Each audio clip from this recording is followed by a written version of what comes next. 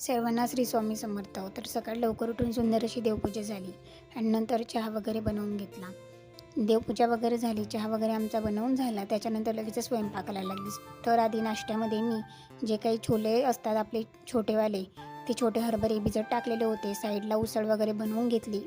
2 ते 3 शिट्या कुकरमध्ये लावल्या आणि साईडला उसळ वगैरे बनवली आणि इकडे जिरं मोहरीची फोडणी दिली, कांदा टोमॅटो वगैरे टाकला आणि सुंदर अशी चटपटीत लवकरात लवकर होणारी शेवभाजी बनवली. तुम्हालासुद्धा ही रेसिपी आवडली असेल तर नक्की ट्राय करून बघा, जेणेकरून लवकर ही अशी शेवभाजी होते आणि टेस्टही खूप छान होती, छान झालेली होती. लगेचच वरतून गरम मसाला वगैरे टाकला, लाल मिरची पावडर आणि नंतर शेव वगैरे टाकून दिले, थोडंसं कोथिंबीर पाणी वगैरे टाकलं.